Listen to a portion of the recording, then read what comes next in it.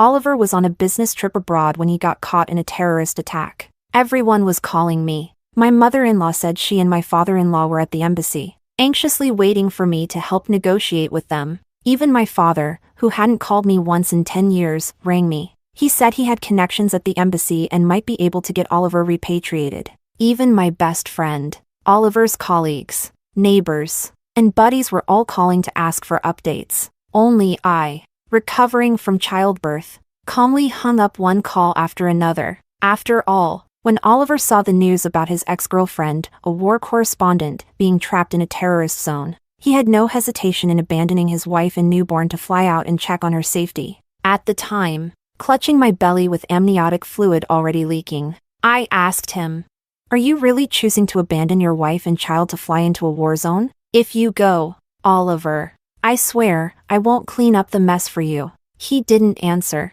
but the sound of the slamming door said it all. So, if he's set on destroying himself, why should I be the one to save him?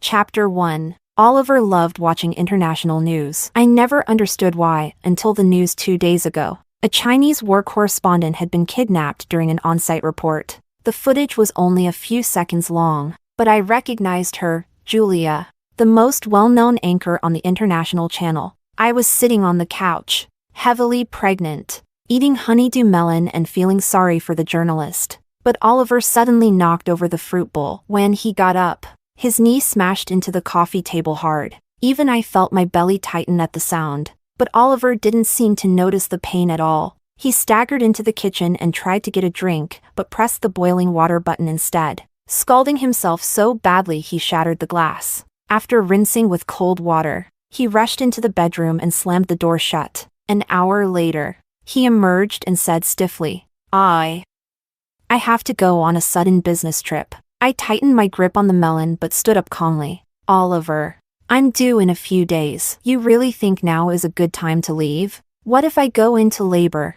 You know, my mom died giving birth to my brother. I'm terrified of childbirth. And haven't you been saying how excited you are to meet our daughter? Don't you want her first sight in this world to be her dad?" His face turned pale, but moments later, he repeated, "This trip is important, I have to go. But don't worry. I promise I'll be back before the baby comes." I smiled, even though by then, my belly was already contracting, and amniotic fluid had begun to stream down my legs. "I'll let you go, but Oliver, let me be clear, whatever happens because of this trip, you'll bear the consequences. I won't cover for you." Maybe the seriousness in my expression made him flinch a little. He nodded solemnly. "Don't worry, I swear I'll come back safe." Then he rushed back into the room, tossed a few clothes into a bag, put on his shoes, and headed for the door. I couldn't stop the softness in my heart. "Oliver, wait." He turned back, annoyed. "You said I could go. What now?" My hands clenched, the pain in my belly growing sharper. But I just said calmly, "You forgot your passport." Dragging my soaked legs, I headed to the bedroom. After handing him his passport, I also gave him a bank card. This card contained all the salary Oliver had transferred to me over the 7 years of our marriage. Seeing my actions, Oliver's hand trembled slightly as he took the passport and the card. Even his eyes turned a faint red. For a split second, I thought he might stay. But instead, he stuffed both into his bag and once again swore, "Don't worry. I promise I'll be back before you go into labor." Then he slammed the door shut and hurried away. I listened to the hollow echo of the slamming door and calmly dialed 120, calling for an ambulance and the staff from the postpartum center. A man who didn't even notice my water had broken still had the audacity to make a solemn vow. How ridiculous. Chapter 2. Oliver and I met in a mountaineering club. At the time, I was under immense pressure at work, focused solely on making money. I burned myself out with overtime, relying on weekend hikes to recharge. Oliver joined the club a year after I did. At first, he was just another member, but since we were always the first two to reach the summit, we gradually grew closer. He worked in finance. I worked in tech. He loved hiking. So did I. So, on the day we reached our 100th summit, he confessed to me, no romance, no gimmicks, just a simple, "Nicole, let's date." And I said yes. After all, My dad had once lit up half the city with fireworks to woo my mom, a grand gesture that got him arrested. But that didn't stop him from later demanding a son, which led to my mom taking Chinese medicine for years and eventually dying during childbirth. So for me, romance didn't matter, flashiness didn't matter, stability did. And Oliver was nothing if not stable. He was never late for a date. His gifts were never creative, but he always brought something. He never offered to pick me up in the rain, but if I asked, he always came. So in our 3rd year of dating, we got married. Life after marriage was no different. I cooked. He did the dishes. I did the grocery shopping. He steamed the rice. The peaceful, steady days made me believe Oliver was the one for me. Until 3 years ago, when we attended the wedding of one of Oliver's college friends. During the bachelor party, one of his buddies got drunk and, clutching Oliver's hand, cried his eyes out. Oliver, it breaks my heart to see how lifeless you've become. I'm married now, stepping into happiness. But seeing you like this hurts me so much. If only Julia hadn't gone abroad to be a war correspondent, maybe you wouldn't have shut down and closed off your heart. Oliver immediately looked at me. Ignore him. He's drunk, he said. I smiled but said nothing. Later that night, I made a pointed remark. Oliver, I have many flaws, but my one strength is cutting off love without hesitation. He stood in the shadows, so I couldn't see his expression. But after that, Julia vanished completely from our world. Until now. Chapter 3. I hadn't answered the phone. I had just finished breastfeeding my daughter at the postpartum center when my mother-in-law burst in anxiously. Nicole, why haven't you picked up? Do you have any idea how frantic your dad is at the embassy? You need to come home with me right now and take Oliver's documents to the embassy. I calmly responded with 6 digits, 666,313. She paused, stunned. I carefully tucked my daughter's blanket around her before explaining. I'm still in recovery. That's the password to the house. You can get whatever documents you need from there. Her hands trembled slightly. Nicole, how can you be so heartless? Oliver is in a war zone, and we don't even know if he's still alive. Didn't you see his mass text for help? He said he was shot in the leg and is hiding in a stranger's house trying to avoid gunfire. I know you're recovering, but this is an emergency. Can't you just come with me to the embassy, just to confirm what's going on?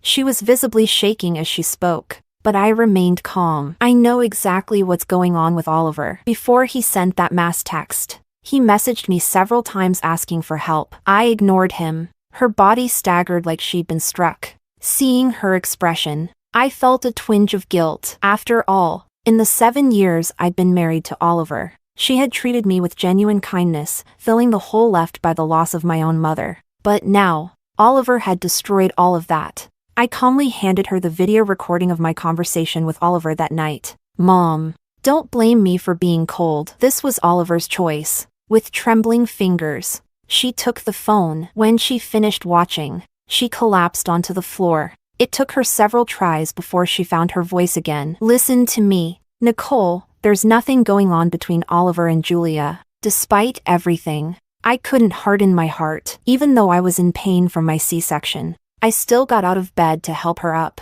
Just like when my water broke and Oliver walked out without looking back. And I still softened enough to give him my bank card and passport. I know there was nothing physical between him and Julia, but the fact that he abandoned his wife and newborn daughter to rush into a war zone just to find her, that tells me exactly how little our family meant to him. He chose to make my daughter fatherless and me a widow, just to chase after Julia. So now, he has to face the consequences of that decision. Her face went pale under the weight of my words. She opened her mouth to speak several times but couldn't find the words. Maybe even she couldn't justify it anymore. Eventually, she gave up trying to convince me, her body still trembling. She slowly stood up. Take care of yourself during recovery. I'll be going now. As she turned to leave, she suddenly looked like she'd aged years in a moment. Despite everything, I still called out to her before she walked out the door. Mom, let me know when it's convenient this week for you and Dad to move out of my apartment.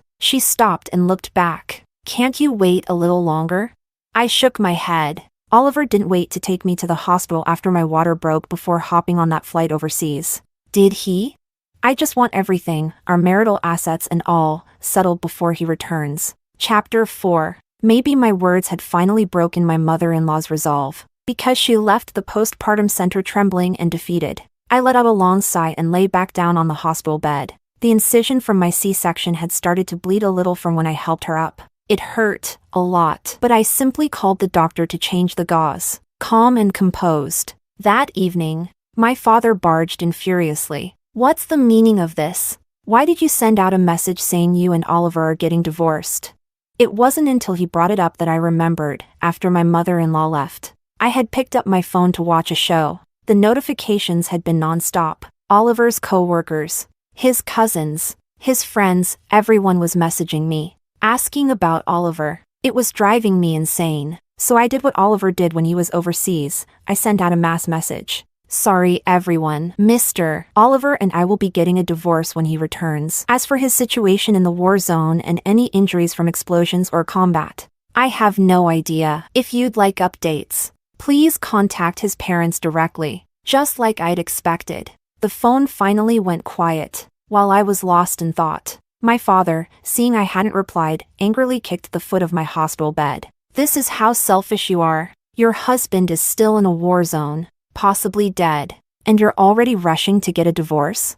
Is this what I raised you to be? So cold-hearted and ungrateful? Do you know how humiliated I am in front of our relatives? They're drowning me in spit."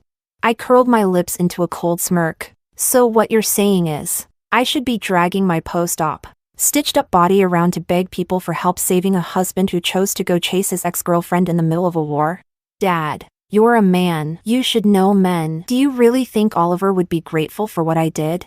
My father trembled with rage. I knew why. My mother had been in poor health. She wasn't supposed to have another child. But my father, desperate for a son, fed her lies to manipulate her. And in the end, she died giving birth, both mother and child gone. He regretted it later. But what good did that do? The following year, he brought home a stepmother. The year after, a new son. So yes, men know men. Oliver's story will go one of two ways. Either he dies on the battlefield, or, as these melodramatic romances go, he and his ex, the war correspondent, will fall madly in love amid the chaos, even if they never get physically involved. How could I stay in a marriage like that? How could I live with a man willing to risk his life for another woman? If the ending is going to be divorce anyway, then why not cut my losses now? My father and I were never close. He rushed over not out of love, but because it would have looked bad if he didn't show up when his son-in-law got into serious trouble. So after scolding me a few more times, he left the postpartum center. Not once did he ask if my wound hurt, or if his newborn granddaughter was doing well. But I didn't feel hurt, only angry. Because in the end, my daughter had been woken up by all this nonsense her father caused, crying her little heart out. Chapter 5. After that, my life finally returned to peace. I listed the house Oliver and I shared for sale at a low price. Everything inside the marital home, I had someone throw it all out. Oliver's personal belongings, all packed up and delivered to his parents' house. Other things, like the crib, stroller, and baby clothes he bought for our daughter, I threw those out too. A father who doesn't love his child doesn't deserve a place in her life. Before selling the house, I asked my mother-in-law if she wanted to buy out my half. She hesitated, but I advised her calmly, "Mom, you and Dad should just rent for now. Keep the money from the sale and your savings. If Oliver comes back crippled or half paralyzed, you'll need that money to get by." Her face turned purple from anger at my words. My father-in-law was so furious he nearly slapped me, but I remained composed. "Dad, didn't you just spend $1 million to pull some strings? You're finally seeing a glimmer of hope in getting Oliver repatriated. Don't mess it up by hitting me and getting arrested. Oliver and Mom still need you." With that, I calmly had the staff escort them out of the postpartum center. Everything proceeded exactly as I'd planned, except for one thing, a thorn I couldn't pull out, the bank statement from the lawyer. Turns out, for the past 7 years, Oliver had been making regular donations to poor children overseas. Some were small, around 3,000 yuan, but others, 50,000, even 100,000. In total, over $1 million. Every donation went to Project Q, a global child aid initiative where Julia, his ex, was the project lead. All these years, Oliver and I basically split everything 50-50ths. Even during my pregnancy. We went Dutch. He covered his expenses. I covered mine and the baby's. I used to think he was saving up his salary. But no, he gave it all away to build schools and clinics abroad. If he donated to kids here in our country, I might not have been so angry. We still have hundreds of millions of people at home who can't afford food. And yet, he chose to pity children overseas. He didn't buy a school district apartment for his own daughter, but emptied his savings to support his ex-girlfriend's charity work. Whatever remaining feelings I had, they vanished. Just before I left postpartum recovery, Oliver was finally repatriated. I breathed a sigh of relief, thankfully. His dad's million hadn't been scammed. But that relief was short-lived. Another sharp sting pierced my chest. Still, I quickly pulled myself together. I did my makeup, changed clothes, and headed to the airport calmly. After all, everything had been divided. It was time to hand him the divorce papers. When I arrived, the waiting area was packed. Oliver's relatives, friends, his parents, they were all there. When they saw me, they all gave me strange looks. I ignored them. Before long, Oliver was wheeled out by airport staff. Walking beside him was a dark-skinned woman, clearly sunburned. The two looked close. As she stepped down from the jet bridge, she stumbled a bit on a stair. Oliver immediately rose from his wheelchair in alarm, urging, "Careful, you were just shot in the leg." My hands clenched instinctively. In 7 years of marriage, Oliver never reacted like that with me. When I stumbled or bumped into something, he'd just frown slightly and move on. So this was the real Oliver everyone talked about. Another stabbing pain hit my chest. Before I could collect myself, Oliver had reached the center of the crowd. He embraced his parents tightly. "Mom, Dad, I'm so sorry. I've failed you. I made you worry." His disappearance had already drained them emotionally. Now they held him, crying their hearts out. It was a touching scene. Everyone around had tears in their eyes. After the embrace, Oliver finally looked at me. His eyes turned red the moment he saw me. I walked toward him, but he didn't notice my flat stomach or the coldness in my eyes. The strange looks from the others only deepened. Oliver grabbed my hand, tears falling onto the back of it. "Nicole, I kept my promise. I came home safe."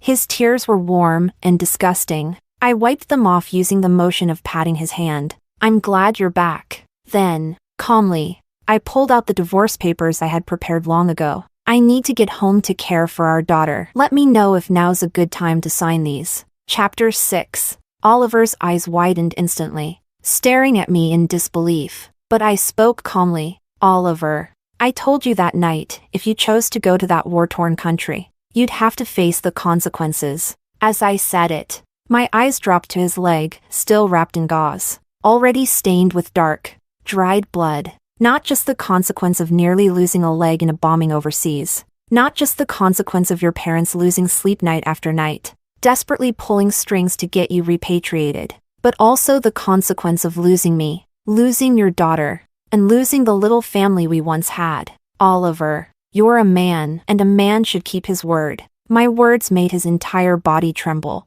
Maybe even he hadn't expected I could be so resolute. After all, in the 7 years of our marriage, I never shouted, never fought. He didn't give me money, I didn't ask. He didn't do chores, I picked up the slack. He asked for private space, even wanted 2 nights a week to sleep alone in his study. I gave him that, too. He was convinced I was hopelessly in love with him, and I was madly in love. In fact, why else would someone like me, terrified of marriage and motherhood, step into both for him? Give him children?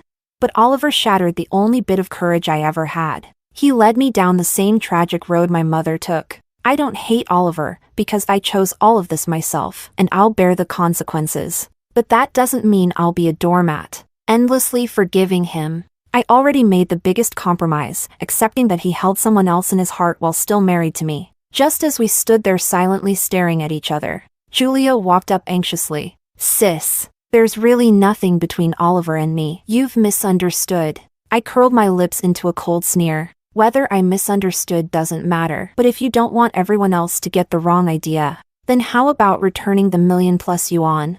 As I spoke, I pulled out Oliver's bank statements. These are the transfers Oliver made to your foundation over the years, about 1.2 million yuan in total. That money was part of our marital property, even if it was a donation. I have the legal right to trace it. If I take this to court, your little charity won't come out clean either, will it? I sneered again. And by the way, don't call me sis. You're his ex. Call him Oliver GE or whatever. That nickname makes me sick. Then I turned back to Oliver, whose face had gone even paler. Looks like you're not in the shape to sign the divorce papers today. In that case, I won't push it. I wish you a smooth recovery. Hopefully, you'll be able to drag that busted leg to divorce me soon, without caring about the shocked stares from everyone around us. I turned and walked out of the airport with my head held high. But only I knew, beneath that proud posture, my fingernails were digging so hard into my palm that the pain felt like a knife. People say divorce is like being skinned alive. They're not wrong. Some people can't endure it. I just happen to be one of those who can. Chapter 7. The moment I handed Oliver the divorce papers, I rushed home without pause. But my baby girl, still so tiny, cried until her face turned red because she couldn't smell the familiar scent of my body. My heart clenched instantly. I hurriedly lifted my shirt and began to breastfeed her. Feeling her warmth against me, the tears I had been holding back finally spilled from my eyes. I'm sorry, Sophia. I'm sorry you were born without a father, but don't worry, sweetheart. Mommy will give you all the love in the world, every last bit of it. After that, I didn't go out of my way to follow Oliver's updates. Still, I heard he was hospitalized in the ICU with sepsis and might even lose a leg, because his mother came to visit me several times. Nicole, please, I'm begging you, go see Oliver at the hospital. He keeps murmuring your name. And Sophia, please, just bring Sophia to see him once. Just once. I hardened my heart and refused. It wasn't about being cold. It was because Sophia had caught a cold recently. Hospitals are crowded with people. Oliver just came back from a foreign country. What if he had some undetected infectious disease?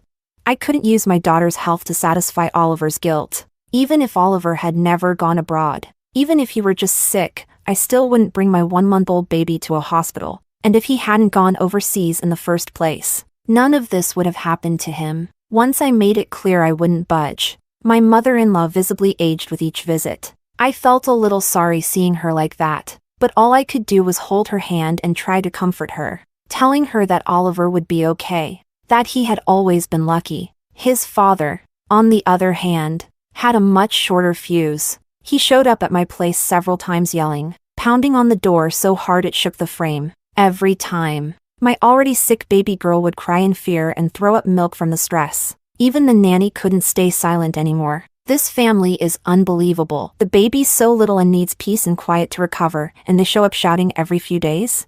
Their son runs off to chase his mistress overseas, gets shot and crippled, and now they're trying to guilt you into bringing their only granddaughter to see him? Honestly, better if he were dead. That night when I got your call and rushed over, I found you lying in a puddle of blood and amniotic fluid, crying in pain on the floor, all alone in that house. No one was there. I wanted to scream for you. If you were my daughter, I'd have chopped that whole family to pieces. I didn't comment on the nanny's rant, but I had to admit, this house really wasn't a home anymore. Later, while sitting in the room in silence, I turned to the nanny and asked, "Does your family live in the countryside? Could I stay there for a year? I'll pay rent." Of course, she was surprised at first, but seeing how bad things were for me, she replied right away. "No need for rent. Just come. The conditions aren't great though, I'm afraid." I gave a bitter smile. How could it be worse than here? Clean air, fewer people, the countryside will be better for Sophia. She agreed immediately. That very day, we began packing our things. The next morning, we set out early, driving toward her hometown. Chapter 8. Even though the nanny said she didn't want rent, I transferred her 50,000 yuan on the spot as payment for the year. It was only at that moment that I truly appreciated how grateful I was. I had never relied on Oliver for anything otherwise. I could never have walked away this cleanly. Just as I was carrying bags downstairs with the nanny, heading to the underground garage, I opened the door and came face to face with Julia. She looked at the luggage in my hands and frowned slightly. Oliver's still in the hospital, barely clinging to life. And you're moving out instead of being by his side? Her tone carried judgment and complaint, like some kind of saint. The sight of her made me nauseous. Wasn't it you who got Oliver into this mess in the first place? And now you stand here, high and mighty, trying to guilt-trip me? Julia, having a face is a good thing. You might want to pick yours up off the floor. Julia's expression soured. You're being petty. I've told you again and again, there's nothing going on between Oliver and me. I had no idea he would come to the war zone to find me. I let out a bitter laugh. You had no contact with him? None at all? Then how did he know your foundation was short on funds? And why is it that every time he donated money, it just happened to be when you needed it? Her face turned pale. I cut her off sharply. If you can't explain, then don't say anything. There's no rule that says a famous war correspondent can't also be a homewrecker. People are complicated, I get it. Julia's face went even whiter. Please stop spreading lies. I never interfered with your marriage. I never wanted to. I smiled coldly. What a coincidence. I never wanted to get in the way of your little romance with Oliver. Either. You two can do whatever you want. Oh, and if he ever wakes up, be sure to tell him, unless it's about the divorce. Don't contact me again. With that, I shoved past Julia and stepped into the elevator. The nanny followed behind me, holding the baby, her eyes wide and glaring like laser beams. Chapter 9. After that, I never paid attention to anything about Oliver and Julia again. I changed my SIM card and moved in with the nanny, taking my daughter with me. The nanny's home was modest, but peaceful. Her husband worked out of town, and her son was already in college. Each day, I wobbled around with my daughter, feeding chickens, raising ducks, and honestly, those days were easy and joyful. It wasn't until my daughter turned 1 that I finally returned to the city Oliver and I had once called home. I reopened WeChat, which I hadn't touched in over a year. The moment I turned on my phone, it was bombarded with messages. Freezing on the spot, I deleted all chats immediately. Once the phone calmed down, I sent Oliver a message. I'm back. Let me know when you're free so we can go finalize the divorce at the Civil Affairs Bureau. He didn't reply. Just when I began to wonder if he might actually be dead, a knock sounded at the door. I jumped. I quickly glanced at the nanny, signaling her to take the baby into the room. Only once the door was closed did I go to open it, and there stood Oliver. I froze. He looked much older, more defeated, and when I saw he was missing a leg, something in my chest went still. I hadn't wanted to let him in, but seeing him standing there with a crutch, looking so pitiful, I softened. I stepped aside. Oliver's eyes instantly reddened. He opened his mouth several times, but I stopped him. Sit first. We're not in a rush. Once he was seated on the couch, I politely served him tea and fruit. The gentle wisp of steam drifted between us, just like those quiet years of our marriage. Sitting on the balcony in the late afternoons, he would read. I would play Go. Peaceful, silent, as always. Oliver spoke first. Nicole, I missed you so much. I know I hurt you, but please, don't divorce me. I can't lose you. His voice trembled, and even his empty pant leg swayed with the sobs. I already knew divorce would never be that easy. I sipped my tea calmly. I already have enough on my hands taking care of our daughter. I don't want to take care of a disabled man too. It was harsh, but it was the truth. His face went ghostly pale. I didn't flinch. I know things are hard for you right now, but I'm not a charity. I'm not obligated to save you. The only thing I can offer is a fairer property split. The original agreement gave me 60%. You 40%. Given your situation, I'm willing to switch it. 60% for you. 40% for me. Oliver's lips quivered. You're really going to be this cruel? When I was in the ICU, you disappeared with the baby. I almost died. Nicole. I gave him a calm smile. I didn't know. Why should I have? I told you before you went abroad, whatever consequences came, you'd bear them. You agreed. His hands clenched. But you didn't tell me you'd divorce me. I chuckled bitterly. I took out my phone and handed him the video from that night. In the footage, we didn't fight, but blood kept flowing from between my legs. When he left, the floor still showed footprints smeared in my blood. Those stains had been obvious. But Oliver had walked out anyway, and now he dared to blame me. After watching, he collapsed into the couch. I took another sip of tea. I'm willing to take one more step back. You can visit our daughter once a month. If she grows up and wants to see you more, we'll adjust. You're disabled now. I doubt your old job in finance will take you back. And society isn't kind to people like you. Don't expect to fight me for custody. You gave up on her once. Don't flaunt your fatherhood now. Also, considering your finances, I won't ask for child support. I paused, then added softly, Oliver, I've only ever wanted a peaceful divorce. No drama. No fighting. I truly loved you once, and though things ended badly, I hope we can still be friends, for our daughter's sake. At least. His face crumbled. Maybe he finally realized there was no going back. His voice trembled. Okay, tomorrow morning at 9, I'll wait for you at the Civil Affairs Bureau. Then he left, hobbling away on his crutch. Moments later, my phone rang. Seeing the caller ID, I hesitated. It was Oliver's brother's wife. We knew each other, but had never spoken privately. Curious, I answered. The voice on the other end was full of excitement. Girl, you're finally back. Seriously, you're my idol now.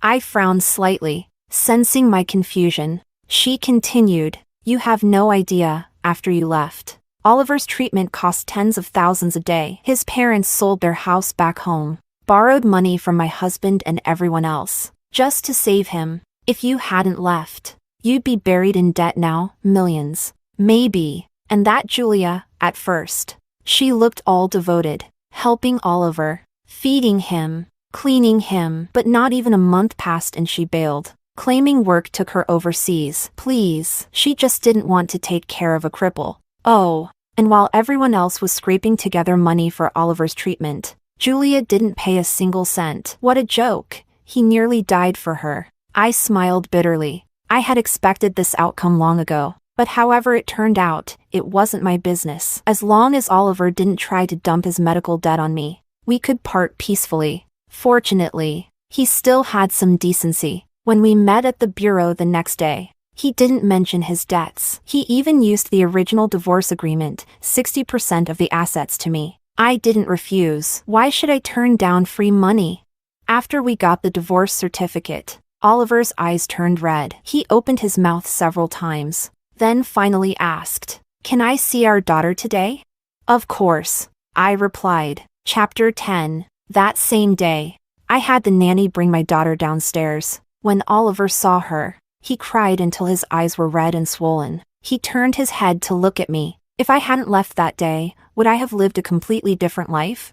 I gave a small smile. I don't know about the rest, but my daughter would have had a father. Oliver burst into tears again at my words, but I pretended not to see. I only let him stay with our daughter for 30 minutes before I said calmly, "She's about to take her nap. You should go. Come again next month." His hands clenched tightly, but in the end, he said nothing. After that, Oliver came every month without fail to spend a little time with her. Sometimes he asked if he could take her to visit her grandparents. I refused every time. When she turned 6, I finally gave her the choice, whether to visit her grandparents, whether to go to her father's place. She did go with him once, but never again, because during that one visit, my father-in-law spent the whole meal cursing me. After that, my daughter never went back. Oliver's visits dwindled too, especially after he remarried when our daughter was 10, to a woman with little education and, apparently, a son of her own. Since then, he rarely came to see his daughter. I don't know if he's happy, but my daughter and we're doing just fine. On holidays, we fly abroad. We travel the world. Sometimes, I ask my daughter if she resents me for raising her without a father. Every time, she gives me a disgusted look. One dad isn't enough? You keep bringing home handsome uncles. I'm starting to worry I'll never get married.